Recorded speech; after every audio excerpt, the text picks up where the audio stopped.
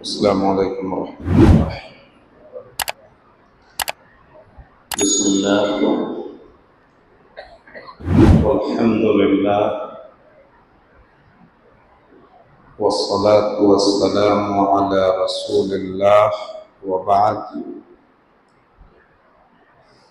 اعوذ باللہ من الشیطان الرجیم، بسم اللہ الرحمن الرحیم۔ لیسوا سواء من اہل الکتاب امۃ قائمہ یتلون آیات اللہ آناء اللیل وهم یسجدون یؤمنون باللہ والیوم الآخر وَيَأْمُرُونَ بِالْمَعْرُوفِ وَيَنْهَوْنَ عَنِ الْمُنْكَرِ وَيُسَارِعُونَ فِي الْخَيْرَاتِ وَأُولَئِكَ مِنَ الصَّالِحِينَ وَمَا يَفْعَلُوا مِنْ خَيْرٍ فَلَنْ يُكْفَرُوهُ وَاللَّهُ عَلِيمٌ بالمتقین۔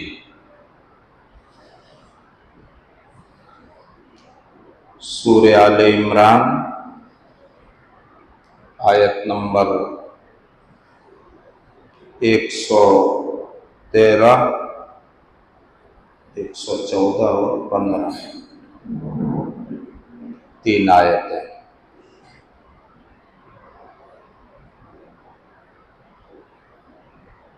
قرآن کی ایک خوبی یہ ہے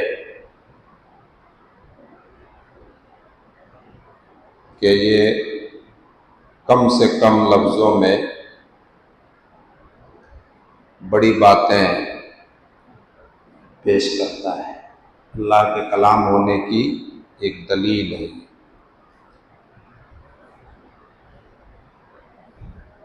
صرف 3 آیتوں میں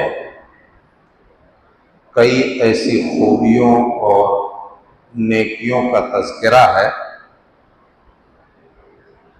جس کی وجہ سے اہل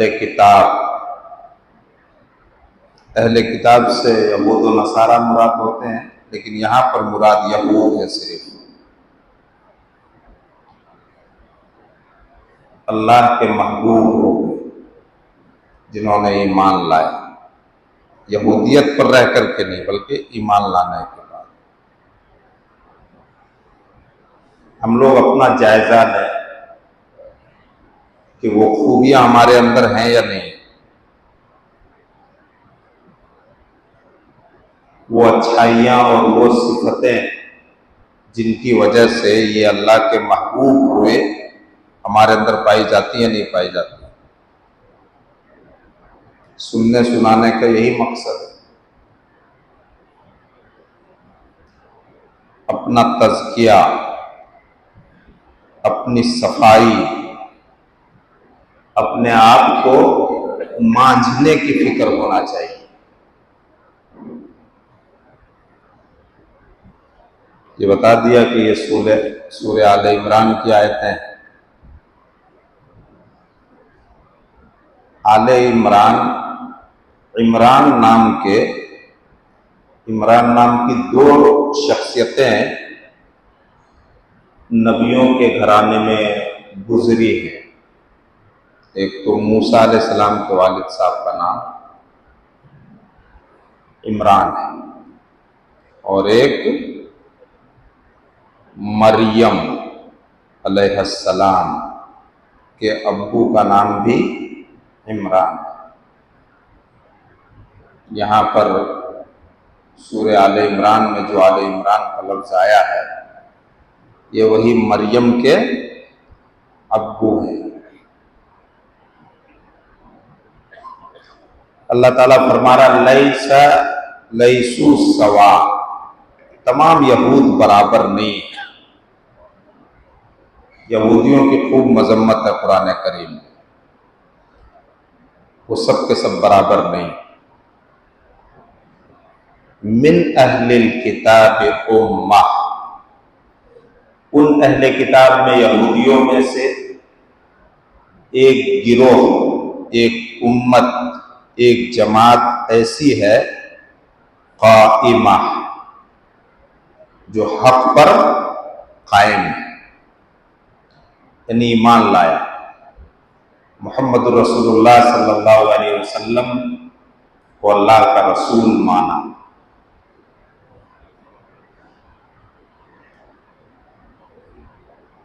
ان ایمان لانے والوں میں پیش اور پہل کرنے والے یہودیوں کے بڑے عالم، جن کو یہودی اپنے سر پر بٹھاتے تھے اور واقعتاً وہ بڑے عالم تھے. عبداللہ ابن سلام رضی اللہ عنہ. عبداللہ ابن سلام تورات کے آسمانی کتابوں کے بڑے عالم، انجیل محمد رسول اللہ صلی اللہ علیہ وسلم سے جیسے ہی ملاقات ہوئی ایمان لے آئے.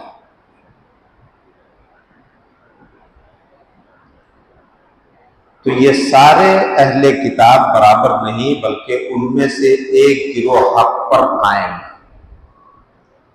وہ حق پر قائم رہنے والے گروہ کے اعمال یتلون آیات اللہ، پہلا کام ایمان لانے کے بعد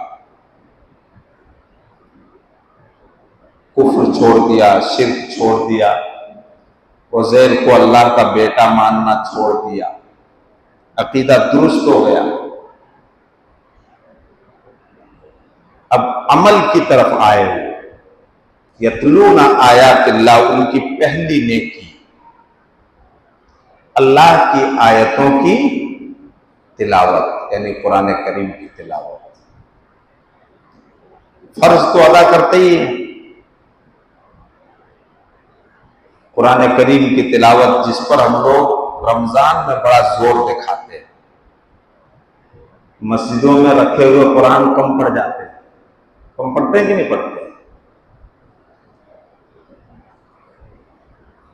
وہ بھی کب تلاوت کرتے ہیں؟ آنا اللیل، رات کی گھڑیوں میں. قرآن کریم کی تلاوت کا سب سے اچھا وقت جو ہے وہ رات، چاہے وہ رمضان کی راتیں ہوں یا اور باقی 11 مہینے کی راتیں ہوں. وہ حدیث آپ نے سنی ہوگی کہ 2 عمل سفارش کریں گے، ایک تو روزے اور ایک قرآن. تو وہاں جو قرآن کی سفارش کرنے کا ذکر ہے تو اس کا یہ مطلب نہیں کہ صرف رمضان میں اس کو پڑھا جائے، سنا جائے تب یہ سفارش کرے گا، نہیں، بلکہ قرآن کہے گا کہ میں نے اس کو رات میں سونے سے روک دیا تھا. نیند کی لذت کو قربان کر کے قرآن کریم پڑھنا. ایمان لانے والے یہودیوں کی پہلی نیکی کو اللہ تعالیٰ نے یہاں گنایا ہے. کتنی پیاری نیکی. وہ اور بھی نیکیاں کرتے لیکن وہ رات کے اوقات میں کیا کرتے ہیں؟ قرآن کریم کی تلاوت کرتے ہیں، جو ایک بہت بڑی نیکی ہے. روحانی اور ایمانی ترقی کے لیے قرآن کی تلاوت اگر سمجھ کر کے پڑھتے ہیں تو کیا کہیں گے. یہی وہ عمل ایسا عمل ہے، قرآن پڑھنے کا کام ایسا کام ہے جو جنت میں جانے کے بعد، جنت نصیب ہونے کے بعد جنت کے اعلیٰ اور اونچا مقام پر جانے کا ذریعہ بنے گا. قرآن پڑھنے کا کام بہت مشہور حدیث ہے.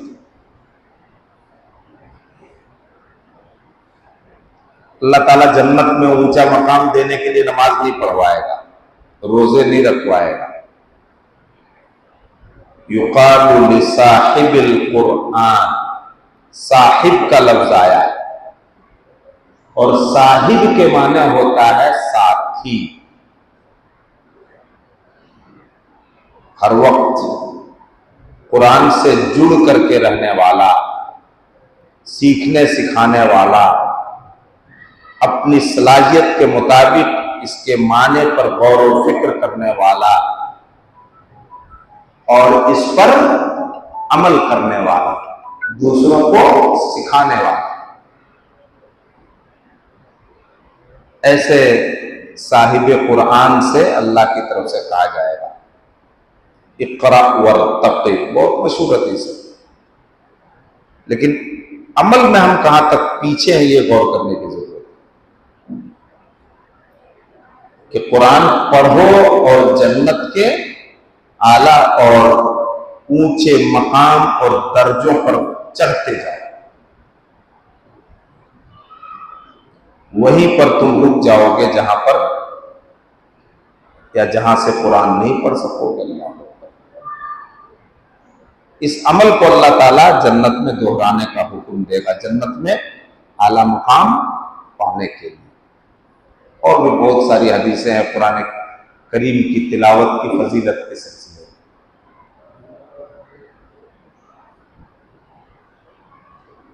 وہ کتنی مشہور حدیث ہے کہ ایک مومن جو قرآن پڑھتا ہے اس کا تلنا اللہ کے رسول نے کس سے کیا ہے؟ نارنگی اور سنترے سے۔ اترجہ کا لفظ ہے حدیث میں، جس کا ترجمہ اردو میں ہندی میں نارنگی اور سنترے سے کرتے ہیں، جس کا ظاہر بھی اچھا اور باطن بھی اچھا۔ ظاہر میں اس کی خوشبو کتنی اچھی ہوتی ہے، اور نارنگی کا رنگ بھی نظر کو اپنی طرف لبھاتا ہے، اور باطن میں کیا خوبی ہے؟ اس کا سواد، ٹیسٹ بہت اچھا تھا، بہت مزیدار ہوتا ہے۔ یہ مثال دیا اللہ کے نبی نے اس مومن کا جو قرآن پڑھتا ہے، ایک وہ مومن جو قرآن نہیں پڑھتا ہے، اس کا تلنا اللہ کے رسول نے کھجور سے کیا ہے۔ کھجور کو آپ سونگھیے کوئی خوشبو نہیں آئے گی، سنترے کا چھلکا ایسے رگڑ کر کے مسل کر کے سونگھیے کتنی اچھی خوشبو آتی ہے۔ یہ ظاہری خوبی ہے اس کی، کھجور میں خوشبو نہیں ہوتی۔ جو مومن قرآن نہیں پڑھتا وہ کھجور کی طرح ہے، لیکن اس کے اندر اللہ نے مٹھاس رکھی ہے، اندر مومن کے دل میں ایمان، وہ کھجور کی طرح ہے۔ اور وہ منافق، نبی کے زمانے سے، زبان مبارک سے اگر منافق کا لفظ نکلے تو پھر وہ عقیدے ہی کا منافق ہے، جن کے لیے وعید ہے کہ منافق جہنم کے سب سے نچلے درجے میں ہوں گے۔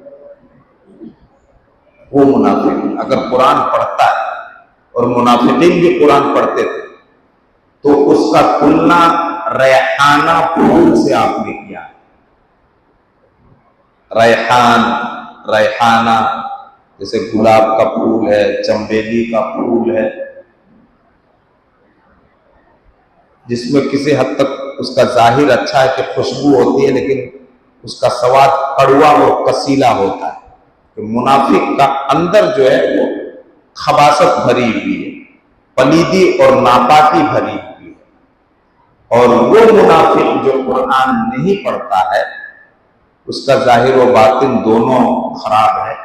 اس کا تلنا اللہ کے رسول نے حنظلہ نامی پھل سے کیا ہے، جس میں بدبو بھی ہوتی ہے اور مزہ بھی بڑا کڑوا اور تلخ ہوتا ہے، یعنی ظاہر و باطن دونوں خراب ہیں۔ تو اہل کتاب میں سے، یہودیوں میں سے جو حق پر ہیں ایمان لانے کے بعد، ان کی پہلی نیکی کیا ہے کہ وہ اللہ کی آیتوں کی تلاوت کرتے ہیں رات کے اوقات میں۔ وَهُمْ يَسْجُدُونَ، اور وہ سجدہ ریز ہوتے ہیں اللہ کے سامنے، نماز تہجد کا اہتمام کرتے ہیں۔ جو اللہ کا خاص اور قریبی بندہ ہونے کی سب سے بڑی نیکی ہے، نماز تہجد۔ اس کے بعد اللہ فرما رہا کہ یؤمنون باللہ والیوم الآخر، یہ اللہ اور آخرت پر ایمان رکھتے ہیں، پھر ان کا عمل، ان کا کام، وَيَأْمُرُونَ بِالْمَعْرُوفِ وَيَنْهَوْنَ عَنِ الْمُنکر، بھلائی کا حکم دیتے ہیں دوسروں، برائی سے روکتے، یہ بہت بڑا فریضہ ہے۔ ہم مسلمانوں کی سب سے بڑی ذمہ داری دنیا میں یہی ہے، امر بالمعروف اور نہی عن المنکر۔ اور ہم مسلمانوں کی دعاؤں کی قبولیت کا سب سے بڑا ذریعہ بھی یہی ہے۔ وہ بڑی مشہور حدیث ہے، اللہ کے نبی صلی اللہ علیہ وسلم نے قسم کھا کر کے فرمایا کہ اگر تم امر بالمعروف اور نہی عن المنکر، دوسروں کو بھلائی نہیں سکھاؤ گے اور برائی سے نہیں روکو گے، تو بہت قریب ہے کہ اللہ تعالیٰ تم پر کوئی عذاب بھیج دے۔ اللہ پناہ میں رکھے، اللہ پناہ میں رکھے۔ عالم اسلام کے حالات کیسے ہیں؟ خوب دعائیں کی جا رہی ہیں، خوب دعائیں کی جا رہی ہیں، کرتے رہنا چاہیے، لیکن امر بالمعروف اور نہی عن المنکر، حالات کی سختی سے بھی مسلمان کچھ نصیحت اور عبرت حاصل کرنے کے لیے تیار نہیں، تو تم پر کوئی عذاب بھیج دے، بہت ممکن ہے، پھر تم اللہ کو پکارو گے، اس سے دعائیں کرو گے، فلا یستجاب لکم، لیکن وہ تمہاری دعا کو قبول نہیں کرے گا۔ یہ وعید ایک دم صاف صاف اللہ کے نبی نے سنا دیا۔ تو یہ یہود صرف اپنی ذات کی حد تک دین کو سمت نہیں کیے ہیں ایمان لانے کے بعد، بلکہ دوسروں کو بھلائی سکھاتے ہیں اور برائی سے روکتے ہیں۔ وَيُسَارِعُونَ فِي الْخَيْرَاتِ، دوسرے نیک کاموں میں لپکتے ہیں، دوسرے نیک کاموں کی طرف جلدی کرتے ہیں۔ عام طور پر قرآن کریم میں جہاں پر خیرات کا لفظ آیا ہے، وہاں لفظ خیرات سے مراد اللہ کے بندوں کے کام آتے ہیں،